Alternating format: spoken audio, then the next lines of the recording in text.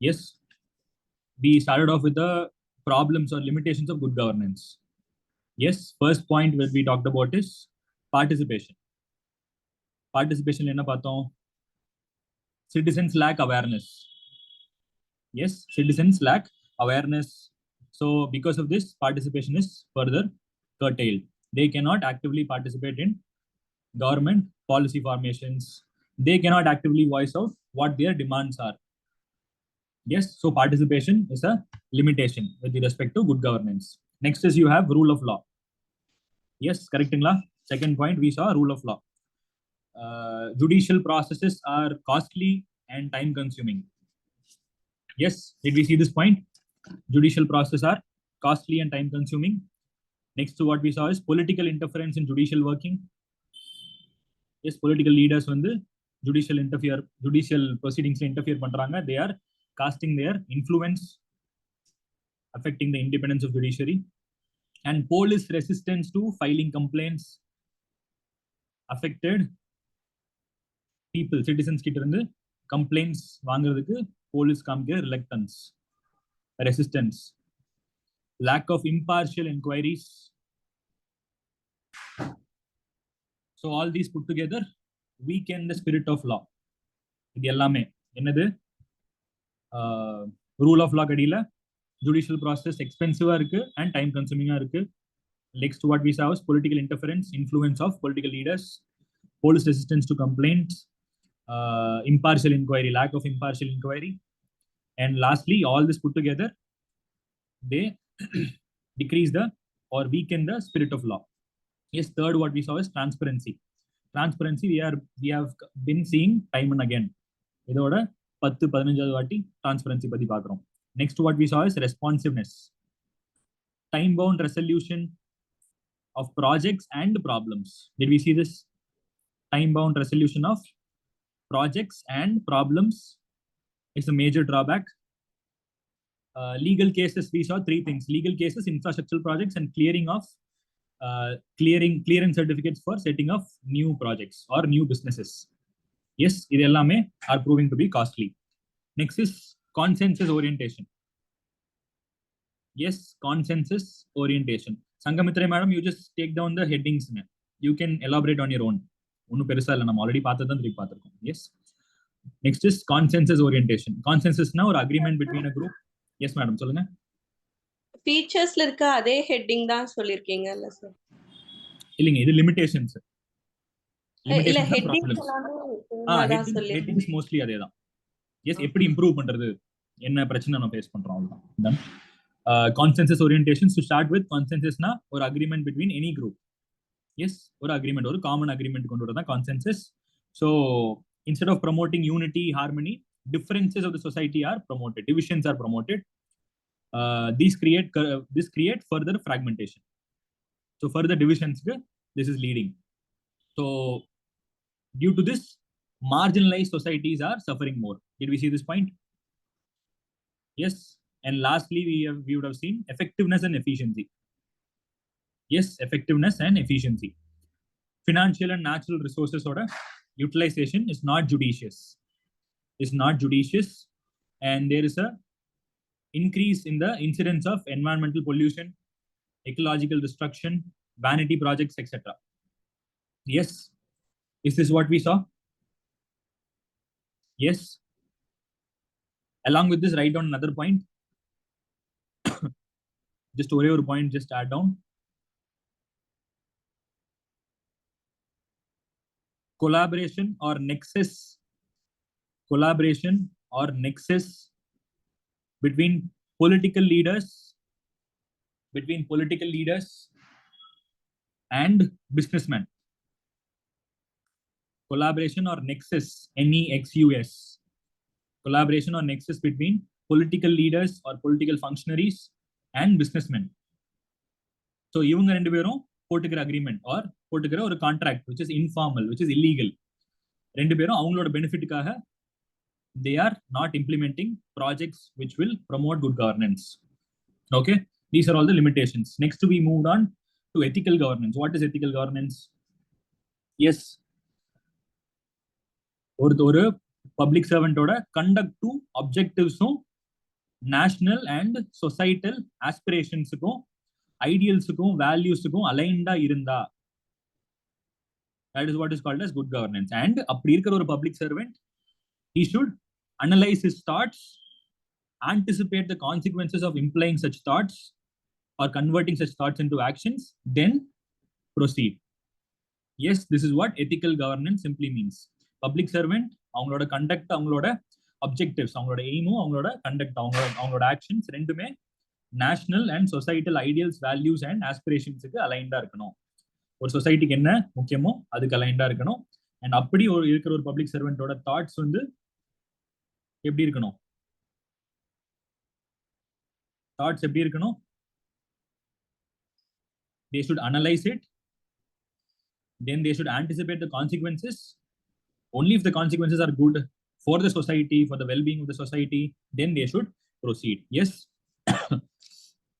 So ethical governance simply means a person or a public servant should reflect upon his or her own thought, assess them, and then proceed with their action. This is what we saw. Yes, this is ethical governance. And we moved on to sources of ethical governance. We are deriving the sources. Most important is the Constitution. Under Constitution, we are deriving it from preamble, fundamental rights, fundamental duties, and DPSP. Yes. Ethical governance எங்கெல்லாம் கொடுத்திருக்காங்க கான்ஸ்டிடியூஷன்ல? Preamble, fundamental rights, FR, FD, and DPSP. Yes, under preamble, we saw 6: socialism, secularism, democracy, justice, liberty, and dignity of individual. Yes, under fundamental rights, we saw prohibition of discrimination, freedom of speech. Yes, all these things. Next, DPSC, all these things, fundamental rights or fundamental duties, DPSP, எதுவா இருந்தாலும் ethical governance என்னன்னு உங்களுக்கு பார்த்தாலே தெரிஞ்சிடும். I'm sure you would have seen DPSP, fundamental rights, fundamental duties, preamble எல்லாமே n number of times political அடியில. Yes, so all the ideas underlining or pointing towards ethical governance, you can give the regard. இதெல்லாம் நம்ம source constitutionல இருக்கு ethical governance அப்படின்னு you can give sources of the values enshrined in the constitution. Done. Next, இது எல்லாமே தெரிஞ்சிருச்சு. Ethical கவர்னன்ஸ்னா என்ன, source எங்கெங்க இருக்கு எல்லாம் தெரிஞ்சிருச்சு. What are the problems in following ethical governance, or what are the problems in implementing ethical governance? Good governance பார்த்த மாதிரி what are the problems? Again we saw a list of problems: poor upbringing and primary education. சுத்தி இருக்கவங்க parents, societal institutions பத்தி பார்த்தோம். Parents, your school, your family. Yes, family includes relatives or friends, acquaintances, whoever it is. So சுத்தி இருக்கவங்க எல்லாம், if they are not promoting ethical behavior, if they are not encouraging an individual or a child to behave ethically, then it is likely that the child is less likely to follow ethical behavior. Yes, first point, poor upbringing. Next, peer pressure. கூட இருக்கவங்க எத்திக்கலா, என்னதான் எத்திக்கலா ஒருத்தர் இருந்தாலும், if they are discouraging, நீ ஏன் இப்படி இருக்க, உனக்கு வாழ தெரியல, yes, just do whatever is advantageous to you, to your family. So இப்படி when peer சுத்தி இருக்கவங்க எல்லாம், when they are discouraging you to be ethical, then it is a limitation again. Then lack of support. Yes, again the same thing, lack of support. Then customary morality. Things that we have been following as traditions, as customs for years and years together, அதிலிருந்து நம்ம evolve ஆகல அப்படின்னா we cannot be, we should adopt with time. So that will also be a limitation. அப்படி adopt ஆகலைன்னா it will be a limitation. Next is scarce resources and excessive competition. இங்க we quoted Charles Darwin, if I'm not right. Yes, we quoted Charles Darwin. எது code பண்ணோம்? Charles Darwin, survival of the fittest, excessive competition and scarce resources. So அங்க யாரு ஃபிட்டஸ்டோ அவங்க தான் survive ஆவாங்க. So சர்வைவலே ஒரு question மார்க்குங்கும் போது அங்க a person is by default discouraged to be ethical. Yes, abject poverty, ரொம்ப வறுமை. அப்ஜெக்ட்னா எக்ஸ்ட்ரீம், ரொம்ப வறுமை. ஸோ வறுமை, சர்வைவல், திருப்பியும் survival is under question. So ethical behavior is discouraged naturally. Yes, and did we see something else? I told you to add things. Yes, எதா add பண்ணீங்களா? Personal experiences, etc., etc. You can add whatever you want. These are all the things that we saw in the class. Yes. And lastly, we saw about how to promote ethical behavior. இதெல்லாம் limitations என்னென்ன பண்ணா ethical பிஹேவியரை promote பண்ணலாம். First thing constitutional morality. கான்ஸ்டியூஷன்ல எல்லாமே கொடுத்துருக்காங்க, எப்படி எத்திக்கலா இருக்கிறது, என்ன சிச்சுவேஷன்ல எப்படி எத்திக்கலா இருக்கணும், வாட் ஆர் த வேல்யூஸ், எல்லாமே கான்ஸ்டியூஷன் இருக்கு. ஸோ கான்ஸ்டியூஷனல் மொராலிட்டியை ஃபாலோ பண்ணா மட்டுமே போதும், நம்ம எத்திக்கலா இருக்கலாம். we can implement ethical behavior. Yes, next is probity. What is probity? Having strong moral principles. Yes, that is another way to improve or promote ethical behavior. Next is building a strong character. Did we see this? Building a strong character. So peer pressure nalayum, lack of support nalayum, illa societal pressure, whatever it is, we are discouraged from being ethical.